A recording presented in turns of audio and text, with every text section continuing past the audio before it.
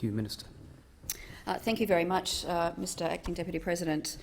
I thank all senators for their contributions to the debate on the Counter-Terrorism Temporary Exclusion Orders Bill 2019 and the consequential bill.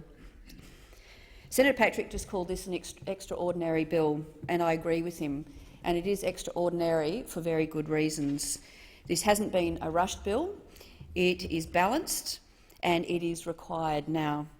Around 230 Australians have travelled to Syria and Iraq to fight in the name of ISIL since 2012. Though many have died in fighting, many of those who survive intend to return to Australia, a country whose values and way of life and responsibilities as a citizen they have rejected. Indeed, the advice of our national security agencies is that following the recent collapse of the Islamic State's territorial control in Syria and in Iraq, many of these people will be seeking to return to Australia in the very near future. Their return and the significant risks they pose must be carefully managed. It must be controlled in the interests of all Australians and in our national security. Mr President, Mr Deputy President, Acting Deputy President, as we already know, the threat beyond our shores is also resident here in Australia. Since the 12th of September 2014, when the national terrorism level was raised, our police and our security agencies have thwarted 16 terrorist attacks right here in Australia. It is against this backdrop and the advice of our intelligence and law enforcement agencies that the government has introduced the Temporary Exclusion Orders Bill and advocates for its urgent passage. Keeping Australian communities safe from those who seek to do us harm is and will always continue to be this government's #1 priority. But let us be very clear about who we are talking about to be subject of this legislation. These are not Australians who have taken themselves and their families on a war zone, a conflict zone Kon-Tiki tour.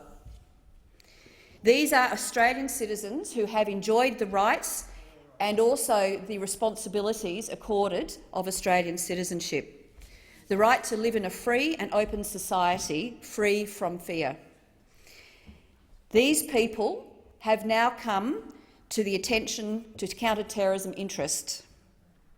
Why? Because they travelled to Syria and to Iraq, maybe in a few cases unknowingly, but many who actively went to support the work of ISIS, a terrorist organisation that has inflicted rape, torture and death on innocent people in both Iraq and Syria. An organisation that sought to subjugate people to the tyranny through force of arms. Some of these people even took their own children with them to be trained to hate, to become martyrs, to become murderers, to become jihadi.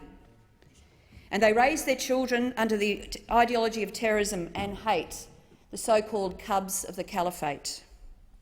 Now they want to return to Australia to benefit once again from the rights of being an Australian citizen.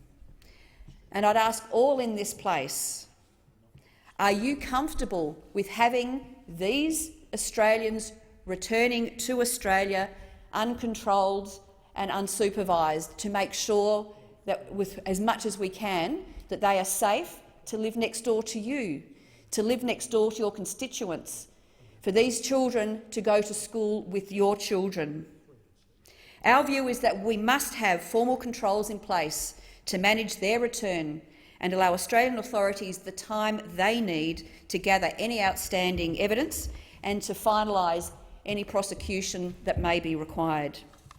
This is why we are introducing these temporary exclusion orders, to keep Australian communities safe.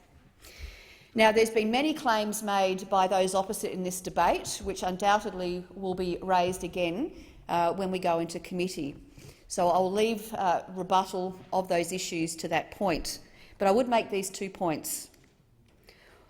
There's been a lot of discussion in the chamber that these unfettered rights of, and again a lot of demonisation of the Home Affairs Minister.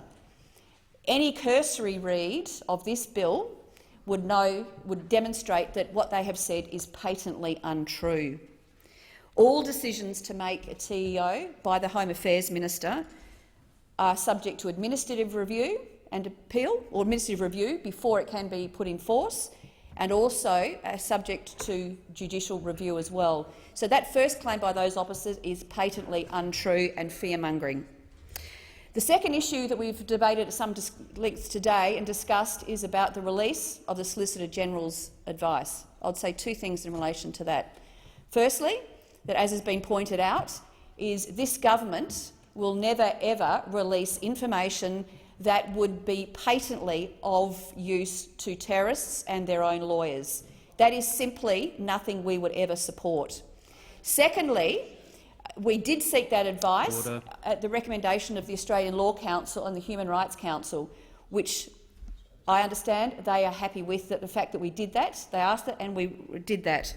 So, in conclusion, Mr Acting Deputy President, I'd like to acknowledge the significant work in this regard on this bill by the Ministry of Home Affairs, Asia, AFP and the Office of the Parliamentary Counsel.